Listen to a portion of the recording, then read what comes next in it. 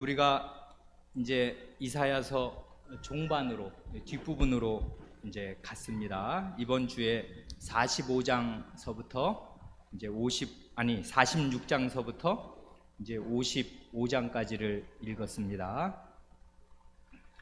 2년 전에 이 이사야서 40장 부분, 이게 이사야서 이제 2부인데요. 요 2부 앞부분을 읽을 때 주로 생각한 내용은 이런 것입니다.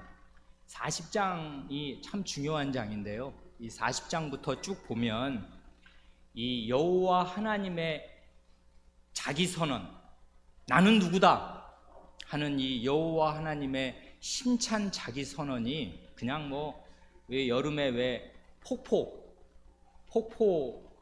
보신 적 있어요? 폭포라는 거는 왜 생기는 거예요? 물길이 끊어지니까 생기는 거지. 그러니까 물이 천천히 위에서 아래로 흐를 때 이게 경사가 애지간하면 조금 소리를 내긴 하지만 그렇게 폭포수 같은 소리는 안 냅니다. 이렇게 그냥 졸졸졸졸 흐르는데 갑자기 물길이 끊어져서 낙차가 커지고 물이 갈 데가 없어져요. 그래서 이 길이 뚝 끊어지면 그 물이 어떻게 할 수가 없으니까 큰 소리를 내면서 그 앞에 가면, 큰 폭포 밑에 가면 말소리도 잘 안 들려요. 사람이 말해도 소리가 안 들려. 폭포 소리가 하도 커가지고.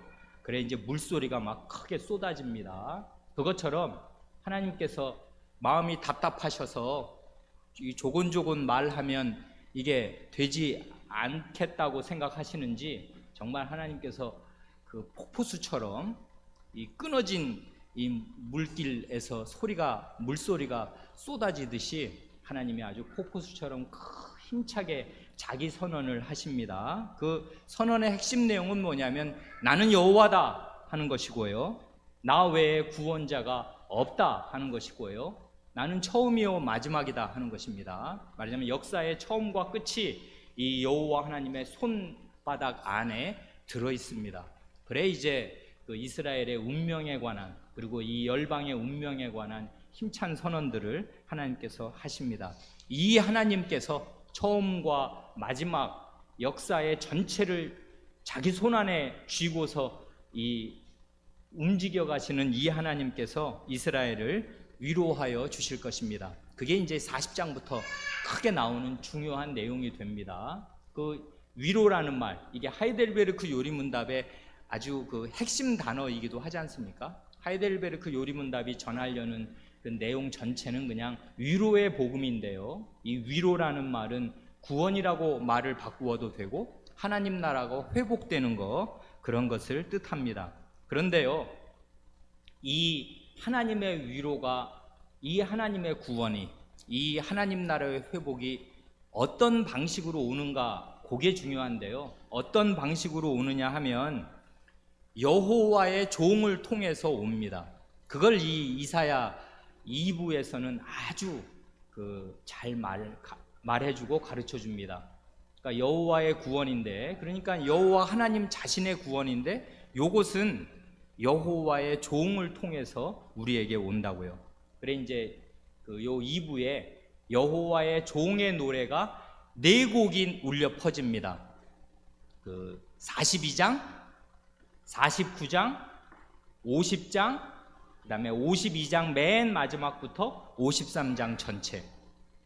이거 머릿속에 넣어두세요. 이제 이번 주에 우리가 이걸 지난주와 이번 주에 걸쳐서 다 읽은 것입니다. 42장 앞부분, 그리고 49장 앞부분 몇 절, 50장 앞부분 몇 절, 그 다음에 52장 맨 마지막부터 53장 전체로 이어지는 고 여호와의 종의 노래가 이제 나옵니다.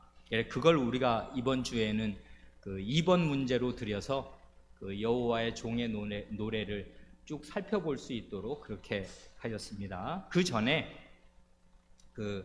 하나님께서 이제 이스라엘을 구원하여 회복시키시는 그날에 또한 어떤 일이 일어날 것인지 다음 구절들을 잘 읽고 한마디로 써보시라 그랬습니다. 거기 보면 이제 이스라엘을 위로하시는 날이 올 것이고, 그날에 이스라엘은 구원을 받을 것인데 그날에는 또한 이런 일들이 생길 것이라 하고 하나님께서 마지막 날에 될 일을 이렇게 여러 군데서 여기 보면 읽어보라고 드린 구절들이 45장, 49장, 53장, 55장 그렇잖아요.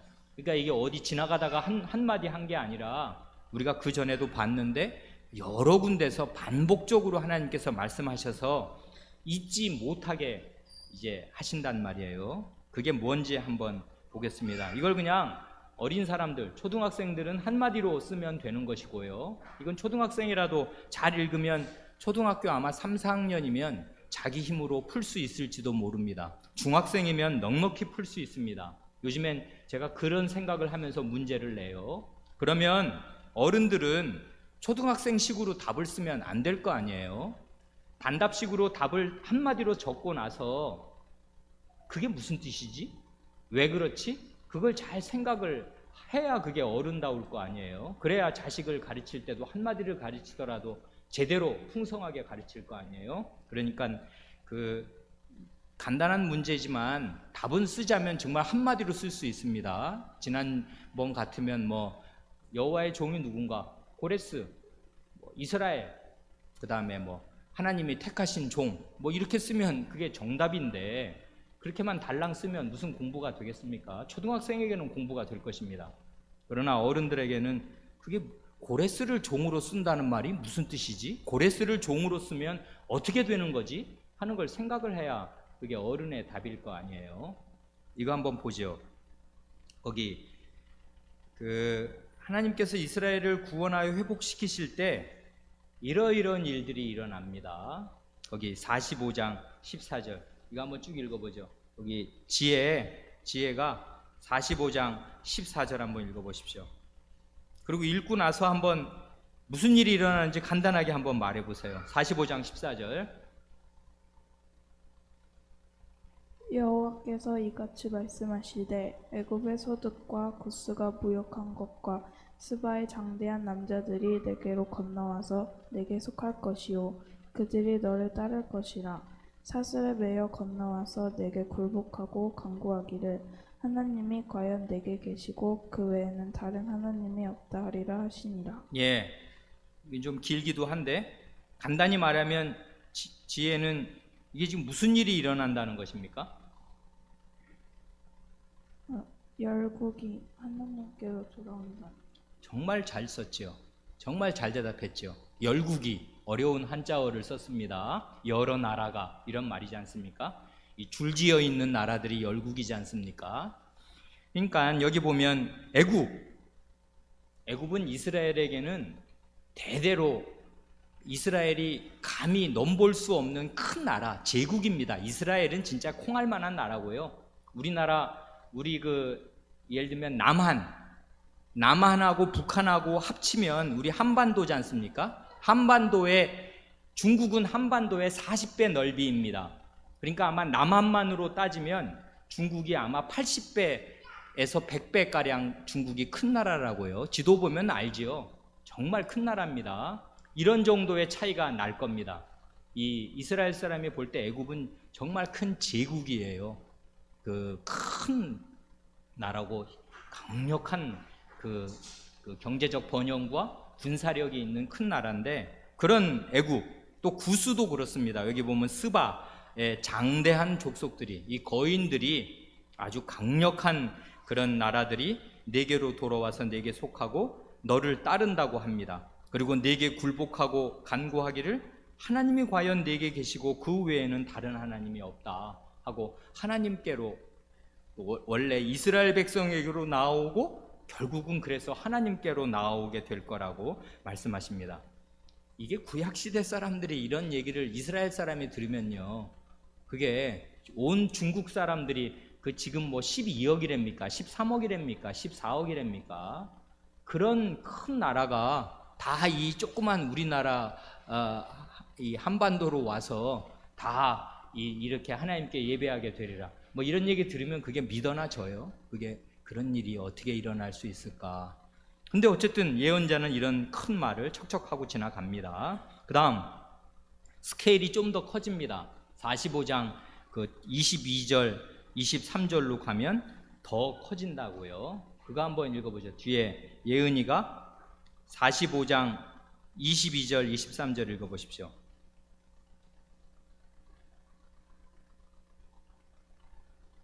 땅 끝의 모든 백성아 나를 앙망하라. 그리하면 구원을 얻으리라. 나는 하나님이라 다른 이가 없음이라. 내가 나를 두고 맹세하기를 나의 입에서 의로운 말이 나갔는데 들어오지 아니하나니 내게 모든 무릎이 꿇겠고 모든 혀가 맹약하리라 하였노라. 예, 여긴 지금 누구를 대상으로 말해요? 예은. 어떤 사람들이 그 돌아오라고 어떤 사람들을 보고 말하는 것입니까? 맨 처음에 나오죠. 45장 22절 맨 처음에 나오잖아. 예, 여기 안 들리는데 땅끝의 모든 백성입니다. 그러니까 이거 지금 하나님의 스케일은 아주 큽니다. 하나님은 처음부터 요 이사야, 이건 지금 풍전등화처럼 북이스라엘이 멸망하고요, 남유다가 예루살렘만 남은 그런 상황에서, 그러니까 이건 지금 그 남한도 다 멸망하고 서울만 달랑 남은 이런 상황입니다. 상황이라는 게 히스기야 왕 때라든지 이사야 예언자가 살았던 시대가 그렇게 어려운 시대였는데, 그러니까 요 콩알만한 불이 딱 꺼지면은 하나님 나라는 이 지상에서 말하자면 망하고 없어지는 그런 시기인데, 그런 시기에 오히려 하나님의 말씀의 범위는 훨씬 넓어집니다. 어디로요? 던 땅끝을 향해요.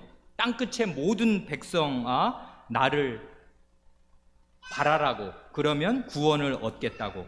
나는 하나님이다. 다른 이가 없다. 이게 이제 이런 선언이 40장부터 막 계속 45장 내내 쏟아지는 것입니다. 그래, 내게 모든 무릎이 꿇겠고 모든 혀가 맹약하리라 합니다. 그러니까 하나님 앞에 모든 무릎이라는 거는 이건 사람을 무릎으로 이렇게 표시하는 말이잖아요. 모든 무릎이 꿇으면 모든 사람이 하나님 앞에 꿇을 것입니다. 무릎을 꿇고 예배드리게 될 것입니다. 그런 일이 일어난답니다. 뭐 비슷한 말씀이 계속 나오잖아요. 이거 그냥 읽어만 봐도 좋습니다. 49장 6절 그 뒤에 성현이 읽어보십시오.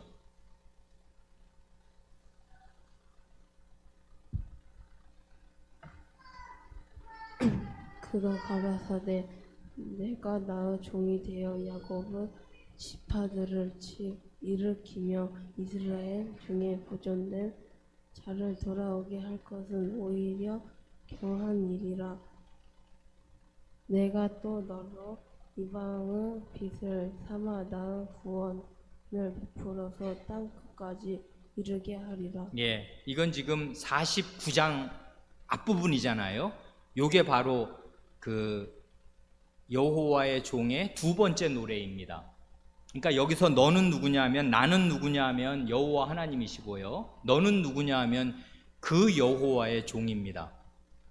여호와의 종, 내가 나의 종이 되어서 야곱의 지파들, 이건 무슨 말인지 이 어린 사람들이라도 알만합니다. 야곱의 지파들이라면 누굴 말해요? 야곱의 12아들들이 12지파를 이루었으니까 이게 이스라엘 전 민족을 말하는 거 아니에요? 그러니까 내가 나의 종이 되어서 야곱의 지파들 이스라엘을 일으킬 것이고, 이스라엘 중에 보존된 자, 이스라엘 중에 아직 완전히 하나님의 진노로 멸망해서 없어진 사람들 말고 이스라엘 중에 남아있는 자들을 돌아오게 할 것은 오히려 경한 일, 가벼운 일일 것입니다. 이건 그러니까 이스라엘의 회복, 이스라엘의 구원을 지금 말씀하시고 플러스 알파가 있는데 알파가 더 큽니다. 그건 뭐냐 하면 내가 또 너로 이방의 빛을 삼아, 이거 아까 이방의 빛을 삼아 이렇게 읽잖아요. 이렇게 읽으면 안 되고 이방의 빛을 삼아 이렇게 읽어야 됩니다. 빛을, 치옷 발음을 살려야 된다 그 말이에요. 이방의 빛을 삼아 나의 구원을 베풀어서 땅끝까지 이르게 하리라 합니다. 또 땅끝이 나와요. 아까도 땅끝의 모든 백성을 부르셨는데 여호와의 종이 일어나겠습니다. 그러면 이스라엘 야곱의 12지파를 일으키시고 남은 자를 불러 모으시겠습니다. 그렇게 되면 또 어떤 일이 일어나냐면 이방을 여러 나라들을 환히 비추는 빛이 되셔서 그 구원을 땅끝까지 이르게 하시겠습니다. 아니 이런 얘기를 그 이사야서에서 그 구약 이스라엘 유다가 망해가는 그 시점에서 하나님께서 이렇게 말씀하십니다. 그래 이제 나중에 거기 그 53장 그 여호와의 종의 노래 마지막 그 노래에 우리가 오늘 2번 문제를 풀 때 주요하게 볼 그 53장 11절을 보면 나의 의로운 종이, 이건 여호와의 종의 노래니까 그 이방의 빛을 전할, 이방의 구원을 베풀 그 나의 의로운 종이 자기 지식으로 많은 사람을 의롭게 하며 또 그들의 죄악을 친히 담당하리라 합니다. 그러니까 여기도 보면 많은 사람이 나와요. 이건 이스라엘 사람을 다 포함할 뿐 아니라 앞에서 이미 49장 두 번째 여호와의 종의 노래에서 하신 말씀이 있잖아요. 그러니까 땅끝까지 구원을 베풀리라 하신 말씀이 있으니까 여기에 많은 사람은 이스라엘 경내를 넘어서는 그 땅끝까지 있는 하나님이 부르시는 많은 백성들이 될 텐데 그 사람들을 의롭게 하시겠습니다. 마지막으로 여기 보면 55장 5절에 보면 내가 알지 못하는 나라를 부를 것이며 너를 알지 못하는 나라가 내게 달려올 것은 나 여호와 내 하나님 곧 이스라엘의 거룩한 자를 인함이니라 하십니다. 그러니까 이스라엘이 원래 알지도 못했던 나라, 이스라엘이 그 옛날 하나님 백성 이스라엘이 우리 대한민국 알아요? 이 동방에 이런 조그만 나라가 어디 저기 껌처럼 정말 이 아시아 대륙 맨 끝에 바다에 퐁 빠질만하게 달랑달랑 붙어있는 거 이스라엘 사람들이 그 당시에 알기나 합니까? 한국 어디 있는지 전혀 이 이사야서 쓸 때는 몰랐단 말이에요. 일본 같은 섬나라 있는지 전혀 몰랐단 말입니다. 이 히스기야 시대 이런 때는 이 지리상의 발견은 이게 16세기나 와서야 이게 세계가 둥글구나, 그리고 바다를 한없이 항해하고 나니까 또 다른 대륙이 나오네, 그런 거 발견된 지 5, 600년도 안 됐단 말입니다. 이건 지금 몇 년대 얘기예요. 지금부터 주전 6, 7세기 그 이전 때 그 얘기란 말입니다. 그러니까 이제 내가 알지 못하는 나라를 내가 하나님이 부르실 것입니다. 그래 너를 알지 못하는 나라가 이 하나님의 백성에게 달려올 것입니다. 이런 말씀들을 쭉 하신다고요. 그래 옛날에 우리가 이제 이 앞부분 읽을 때 19장 25절에서도 하나님께서 세계 대제국 중에 아수르와 애굽을 가리켜서 그렇게 말씀하시는 거 들었잖아요. 나의 백성 애굽이요, 나의 손으로 지은 아수르요. 그렇게 요건 사실은 이스라엘의 두 원수 나라인데 이 애굽은 과거에 이스라엘을 노예로 삼아서 그 몇백 년을 지배했던 그런 원수 나라고, 아수르는 신흥 강국으로서 지금 북이스라엘을 다 집어먹고 남유다를 한없이 조롱하는, 그리고 이스라엘 사람은 그 앞에서 숨도 크게 쉴 수 없는 너무나 겁나는, 정말 이건 김정은의 핵폭탄이 무서운 정도가 아니라요, 그때 아수르의 세력이라는 거는 전 고대 그 근동을 벌벌벌벌벌 떨게 해서 아수르의 군대가 떴다 그러면은 다들 사시나무 떨듯이 떠는 것입니다. 전 재산 없어지고 사람들 다 죽어나가고 포로가 돼서 잡혀가고 아주 잔인무도하였는데, 하나님께서 그런 애굽, 그런 아수르를 가리켜서 나의 백성 애굽이여, 나의 손으로 지은 아수르여 하시면서 이제 그 구원하실 거, 그런 것을 말씀하여 주셨습니다. 그러니까 이건 그 사람들에겐 거의 시와 같아서 이게 잘 이해되지 않았을 것입니다. 이해하든 이해하지 못하든, 그리고 이걸 지금 담을 수 있는 상황이든 아니든 하나님께서 이 구약 이스라엘이 가장 어려워지고 있는, 그러니까 이미 멸망으로 확정되어서 거의 이제 꺾여서 이제 멸망으로 떨어지기 직전 상태에 있는 그런 이스라엘 그 시대 때 그 히스기야 왕, 므낫세 왕, 그 어간의 말이에요. 하나님께서 이 구약 시대에 장래에는 이방인들이 이스라엘과 함께 구원을 받을 것이라는 사실을 이런 식으로 중간중간에 섬광처럼 번쩍번쩍하고 이렇게 말씀하여 주셨습니다. 그러나 이건 섬광처럼 번쩍번쩍 나타났지만 이게 그냥 무시될 수 있는 말씀이나 모르고 지나가도 좋은 말씀이 아닌 게 굉장히 놀랄만하게 그 당시 사람으로 생각할 때는 어떻게 이런 일이 일어날까 하고 의문을 가지면서 마음속에 깊이 담아두지 않을 수 없이 여러 번 이 이사야서의 예언자를 통하여 말씀하여 주셨습니다. 그러니까 말이에요, 이렇게 하나님의 말씀을 주의 깊게 들으면 자기가 원하는 구절, 자기 마음에 힘이 되는 구절에만 밑줄을 치는 게 아니라 하나님이 뭘 말씀하시는가 하는 사실, 내 상황이 어떻든 말이에요. 지금 우리나라가 지금 멸망해서 죽게 생겼는데 뭐 이방인들이 뭐 하나님께로 돌아온다든지 뭐 그런 게 지금 우리랑 무슨 상관이야, 이렇게 생각하는 사람은 마음을 딱 닫고 하나님 말씀을 안 듣는 것이고, 마음을 열고 하나님이 지금 이 세계를 어떻게 경영해 나가시는가 하는데 마음을 기울였다면 이스라엘은 참 좋았을 것입니다. 그런데요, 너무나 많은 유대인들이 하나님의 백성이었는데 그 사람들이 이 사실을, 이 말씀을 참되게 깨달을 수 없었습니다. 그래, 막상 그 일이 일어났는데 하나님이 이사야를 통해서 예언하신 그 일이 막상 역사상에 일어날 때는요, 엄청난 거부감을 느꼈습니다. 예수님 시대와 사도 시대에, 특히 사도 시대의 유대인들이 이런 말을 하거나 이런 하나님이 경영하시는 방향으로 내가 일하고 있다, 이런 말을 들으면 귀를 막고 죽이려고 했습니다. 바울 같은 사람. 하나님이 나로 이방의 빛을 삼아서 복음을 전하게 하셔서 이방인들을 자기 백성으로 부르신다고요 라고 동족에게 말을 하면 동족들이 귀를 막고 저놈은 살려두지 못할 놈이다, 이렇게 생각하였습니다. 왜 그래요? 하나님 백성이 장님이 된 것입니다. 왜 장님이 됐어요? 하나님 말씀을 안 읽으니까. 근데 실제로 그 사람들이 이사야서를 안 읽었냐면 읽은 것이에요. 읽었는데 이 말씀을 주의하지 않은 것입니다. 이 말씀은 굉장히 중요한 말씀이 돼요. 여기에 우리 구원이 걸려 있다고요. 우리 같은 한국 사람, 대대로 이방인의 구원이, 이런 말씀이 없으면 무슨 구원을 받아요? 우리가 어떻게 여기 교회에 앉아 있어? 어떻게 하나님 나라를 기대하며 하나님 백성이 될 걸 기대한단 말이에요. 그래, 이런 우리의 구원을 포함하는 복된 말씀이고, 이게 이스라엘의 구원도 되는 말씀인데 하나님 말씀을 똑바로 읽지 않고 똑바로 듣지 않으니까 이 일이 역사 가운데 일어날 때 이스라엘 백성들, 너무나 많은 이스라엘 백성들은 그런 말을 듣기가 싫었습니다. 그리고 그런 일이 일어나는 걸 결코 좋아하지 않았습니다. 왜 그래요? 죄인의 마음은 안으로 좁아집니다. 언제든지 우리끼리예요. 끼리끼리. 그래서 교회에 딴 사람들이 와서 그 자리를 잡고 사는 것을 보면 마음이 편안해하지 않아요. 그리고 내가 초창기 멤버인데, 내가 이 교회 처음 10몇 년 나왔는데 저 사람은 나온 지 뭐 1, 2년밖에 안 됐는데 여기서 뭐 주요하게 활동하려고 그래? 야, 웃긴다, 눈꼴이 시다, 이렇게 생각합니다. 교인들이 대개.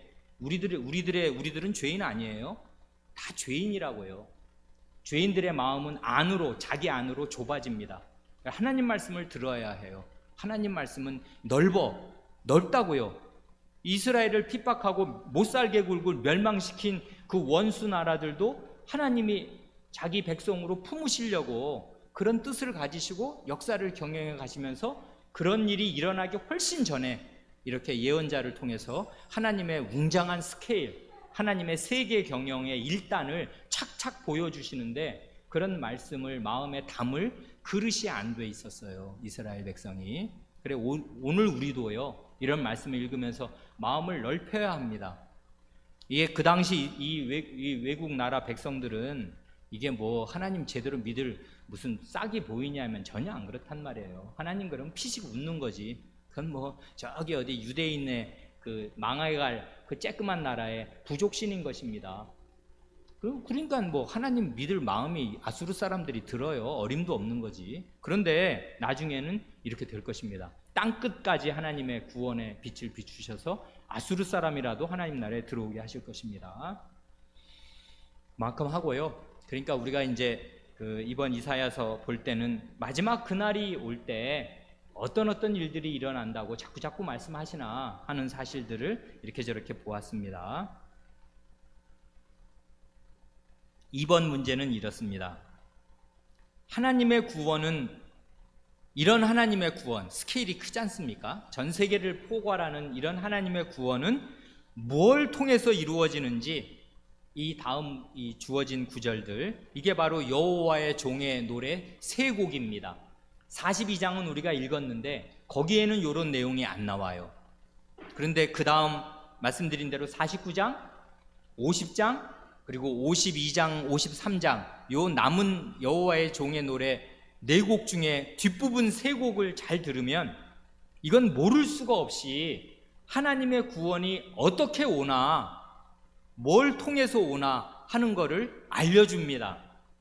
그래 이제 이 여호와의 종의 노래를 그 처음부터 끝까지 뭐 49장 1절서부터 9절 뭐 이렇게 한꺼번에 많이 주면 이 정답이 안 나올 것 같아서 제가 그냥 여호와의 종의 노래 그 뒷부분 2, 3, 4번 세 곡 중에서 콕콕 집어가지고 답을 쓸 수 있도록 그렇게 이제 그 구절을 특정해서 드렸습니다. 그거 한번 읽어보지요. 이 구절들이 아주 좋습니다. 뭘 통해서 하나님의 구원이 이루어지나, 그 다음에 한 걸음 더 생각할 것은 왜 그래야 되나, 왜 이런 방식으로 구원이 와야만 되나 하는 걸 생각하면 아주 좋습니다.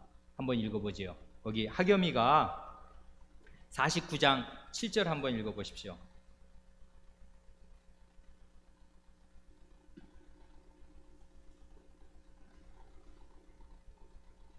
이스라엘의 구속자, 이스라엘의 거룩한 자이신 여호와께서 사람에게 멸시를 당하는 자, 백성에게 미움을 받는 자, 관원들에게 종이 된 자에게 이같이 이르시되 너를 보고 열왕이 일어서며 방백들이 경배하리니 이는 너를 택한 바 신실하신다 여호와 이스라엘의 거룩한 자를 인함이니라. 예, 우리 하겸이는 만으로 11살인데 이거 49장 7절을 읽고 뭐를 통해서 하나님의 구원이 이루어진다고 한마디로 말할 수 있어요? 뭐를 통해서 이루어져요? 틀려도 좋습니다. 얘기해 보십시오. 어렵죠?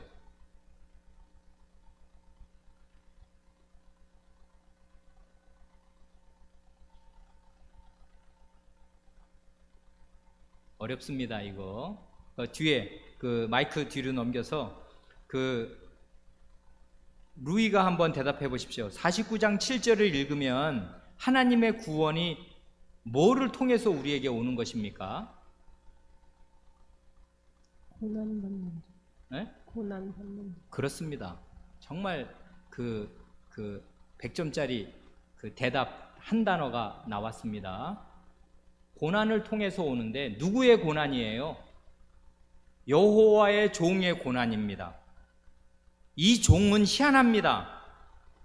사람들, 이스라엘뿐 아니라 열방에까지 구원의 빛을 비추는 종이니까 구원자라고요. 우리의 구원자면 떠받들어야 될 거 아니야. 그런데 희한합니다. 이 여호와의 종은 사람에게 멸시를 당합니다. 그리고 자기 백성에게도 미움을 받습니다. 그리고 관리들은 이 여호와의 종을 종처럼 부립니다. 함부로 대한다고요. 왜 종을 뭐 대우하는 거 봤습니까? 야 이리 와, 저리 가, 뭐 이렇게 함부로 말하는 거 아니에요, 종한테는. 그러니까 이 여호와의 종은 멸시를 당하고 미움을 받고 종으로 여김을 받습니다. 희한하죠? 이게 첫 번째, 그러니까 이제 전체로 볼 땐 두 번째 49장 여호와의 종의 노래에 나오는 아주 기이한 장면입니다. 여호와의 종인데 이런 대우를 받습니다. 그러니까 여호와의 종을 함부로 대하면 누구를 사실은 함부로 대하는 거예요? 그의 주인이신 여호와를 함부로 대하는 게 되는 것인데 하나님이 이런 것을 다 미리 말씀하십니다. 내가 구원을 베풀 나의 종을 보내는데 내 종은 그 사람들한테, 구원을 받아야 될 사람들한테 이런 대우를 받겠다 하는 것입니다. 하나님이 이런 걸 미리 말씀하셨어요. 50장 5절 6절을 보면 이건 아주 리얼합니다. 멸시와 미움을 어떤 식으로 받는가, 이건 아주 그림 그리듯이 생생하게 묘사합니다. 옆에 성은이가 50장 5절 6절 읽어보십시오. 주 여호와께서 나의 길을 열으셨으므로 내가 거역지도 아니하며 뒤로 물러가지도 아니하며 나를 때리는 자들에게 내 등을 맡기며 나의 수염을 뽑는 자들에게 나의 뺨을 맡기며 수욕과 침뱉음을 피하려고 내 얼굴을 가리우지 아니하였느니라. 예, 여기 보면 하나님께서 여호와의 종의 귀를 열으셔서 하나님 말씀을 들려주십니다. 이렇게 하라고 하나님 말씀을 들려주시니까 그 말씀을 듣고서는 내가 하나님을 거역하지 않고 또 앞으로 가서 할 일이 끔찍합니다. 사실은 뒤에 보면 알지만 가기 싫어요. 이런 일 누가 하고 싶나요? 그렇지만 뒤로 물러가지 않습니다. 하나님의 말씀을 듣고서는 하나님 말씀에 순종해서 이런 앞으로 갑니다. 어떤 앞으로 가냐면 나를 때리는 자들에게 자기 등을 맡기는 그 길로, 내 수염을 뽑는 자들에게 나의 뺨을 맡기는 그 길로, 나를 모욕하고 내 얼굴에 침 뱉는 자들에게 내 얼굴을 가리우지 않는 그 길로 이 여호와의 종이 갑니다. 이건 굉장히 리얼하죠. 여기 보면 진짜 때리고요. 지금은 여러분 수염 뽑는다는 게 이게 무슨 뜻인지 요즘에는 느낌이 잘 안 오죠. 과거에 조선 시대 같은 때 보면 왜 사극 같은 거 보면 다 이렇게 남자들은 다 수염을 이렇게 기르지 않습니까? 턱이 이렇게 있는데 그 수염을 잡고서 이렇게 뽑거나 하면 수염을 자른다든지 수염을 뽑힌다든지 하는 것은 그 성인 남성에게 최대의 모욕입니다. 최대의 모욕이라고요. 다윗이 자기 사자가 암몬에게 수염이 잘리면 전쟁입니다. 바로 전쟁을 일으킨다고요. 그건 그 사자를 보낸 왕을 모욕한 거거든. 그래서 암몬은 그 사자의 수염을 자른 일로 쑥대밭이 됩니다. 다 진멸된다고요. 그래, 이건 왕의 사자를 이렇게 대하면 이건 전쟁이라고요. 그런데 여호와는 만왕의 왕 아니세요? 여호와의 사자, 여호와의 종이 가서 수염을 뜯긴다고요. 그리고 얼굴에 침을 뱉습니다. 이런 일을 당합니다. 희한하죠, 이거. 희한합니다. 그리고 이제 마지막 네 번째 여호와의 종의 노래에 가면 이게 절정에 이릅니다. 이 여호와의 종이 어떤 고난을 받는가 하는 것을 너무나 잘 묘사합니다. 그래, 우리는 아마 이렇게도 말할 수 있을 겁니다. 이사야 예언자가 구약의 모든 예언자 가운데 여호와의 종의 그 고난의 진면모에 가장 근접한 사람입니다. 마치 이건 어느 분이 그렇게 얘기한 말대로 그리스도의 십자가 앞에서 이 이사야 53장을 쓴 것 같은, 어떻게 이렇게 생생하게 그리스도의 십자가를 묘사할 수 있었나, 그 구약 몇백 년 전에 말이에요. 그렇게 우리가 탄복하지 않을 수 없을 만큼 너무나 생생하게 여호와의 종의 고난을 리얼하게 아주 사실적으로 묘사합니다. 마치 눈앞에 보고 이걸 베껴 쓰듯이, 그림을 그리듯이, 마치 한 기자가 그 십자가의 현장에서 피를 뚝뚝 흘리는 모습을 보고 적듯이 이 52장 말부터 53장을 적어 내려갑니다. 그래, 이 53장이 굉장히 기이한 성경이 됩니다. 구약에 있는 그 십자가의 복음을 가장 잘 전하는 그런 기이한 성경이 됩니다.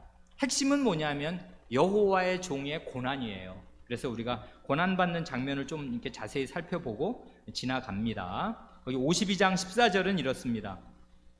이제 여기서부터 13절서부터 이제 53장으로 넘어가는 그 여호와의 종의 노래, 네 번째 노래가 나오는 건데요. 52장 14절, 이왕에는 그전에는 그 얼굴이 타인보다 상하였고 그 모양이 인생보다 상하였으므로 무리가 그를 보고 놀랐거니와 합니다.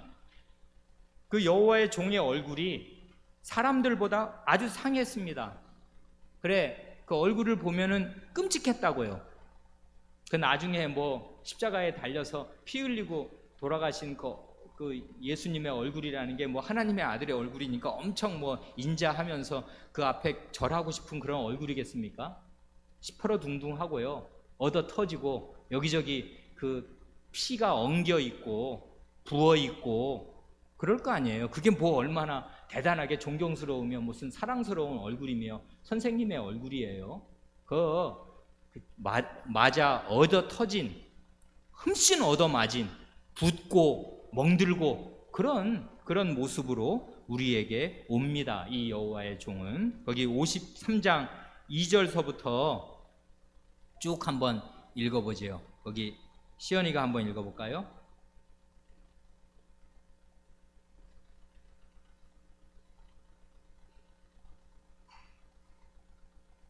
53장 2절.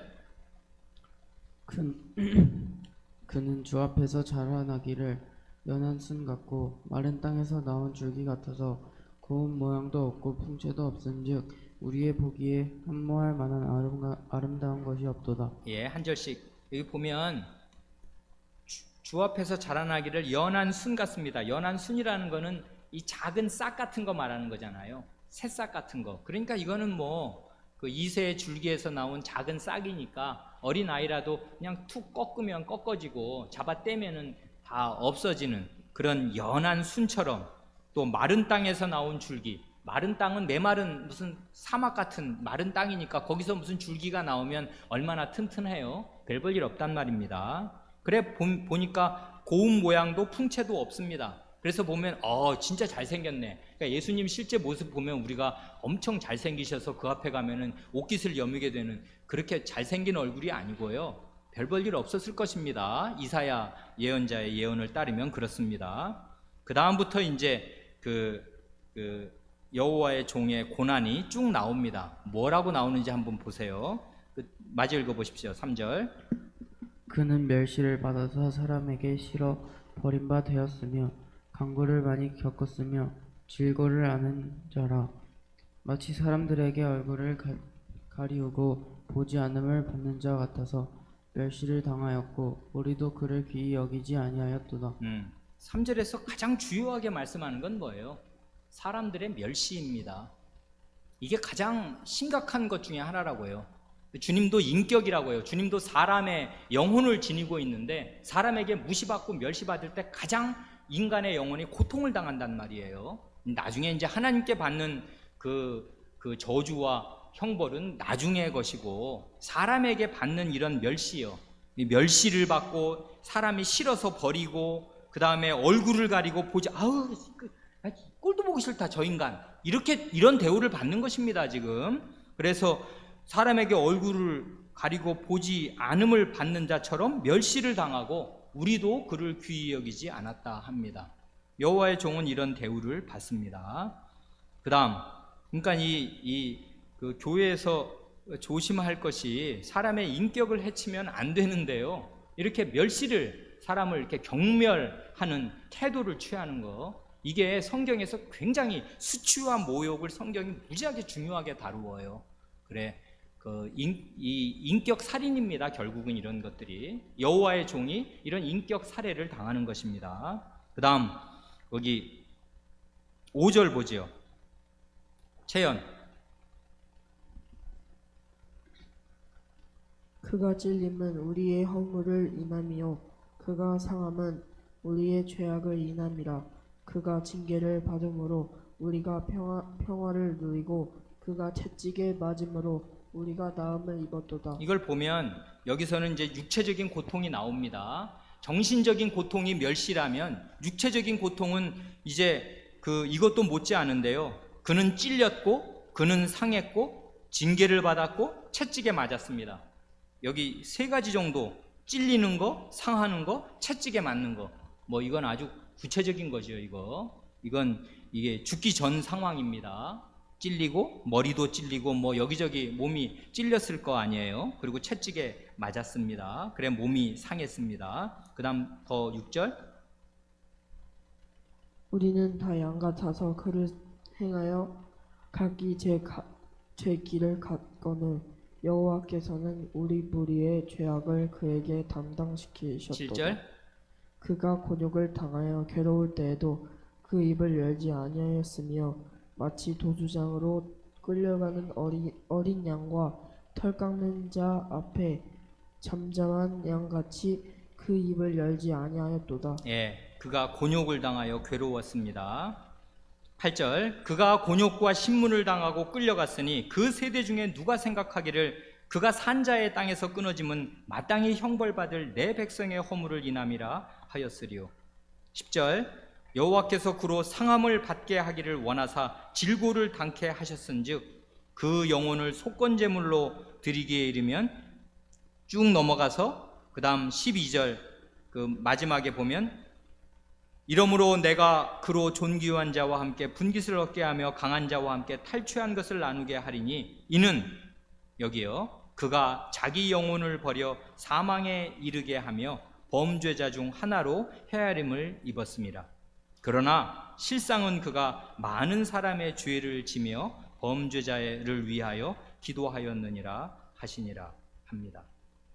여기 보면 이건 뭐 여호와의 종의 고난을 이걸 읽으면 모를 수가 없게, 그런데 참 의아합니다. 하나님의 사자인데 하나님의 보내시는 종이고 하나님의 일을 하면서 하나님의 백성의 소경된 눈을 뜨게 하고 귀머거리 된 귀를 열게 하면서 하나님의 백성과 이방인을 구해야 될 그 빛을 비추는 종인데 왜 이런 일을 당해야 되나 아주 기이합니다. 근데 여기 보면 너무나 많은 절수에서 그 내용이 나옵니다. 거기 53장 우리가 읽은 데에서만 보더라도 5절, 6절, 8절, 11절, 12절에 그는 우리의 질고를 지고 우리의 슬픔을 당하며 우리 무리의 죄악을 그가 담당하며 내 백성의 허물, 마땅히 형벌받을 내 백성의 허물 때문에 그렇게 되며 그들의 죄악을 친히 담당하며 많은 사람의 죄를 집니다. 이러느라고 여호와의 종이 이렇게 고난을 당하였습니다.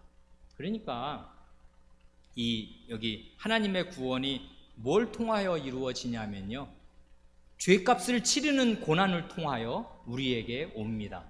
그러니까 우리가 경외의 심을 가지고 말씀드리지만 이 하나님의 백성의 죄를 처리하는 문제는 하나님에게도 결코 쉽거나 간단한 일이 아니었습니다.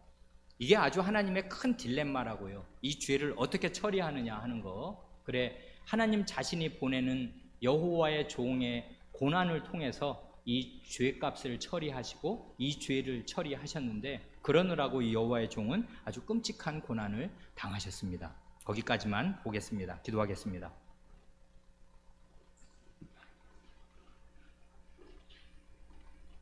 하나님 아버지, 구약의 복음서와 같은 이 이사야 여호와의 종의 노래를 저희가 이번 주에 주요하게 읽으면서 하나님의 구원, 여호와 하나님의 구원이 여호와의 종의 고난을 통하여 오고 그 영혼의 멸시와 육신의 고통과 마침내 하나님 백성의 모든 죄를 대신 담당하는 그 끔찍한 참극을 통하여 하나님의 구원이 오며 하나님께서 그것을 구약시대부터 미리 계획하시고 예언자를 통하여 말씀하여 주신 사실을 저희가 보옵니다. 이런 말씀을 읽을 때 저희 마음이 깊어지게 하여 주시옵소서. 우리 구주 예수님의 이름으로 기도하옵니다. 아멘.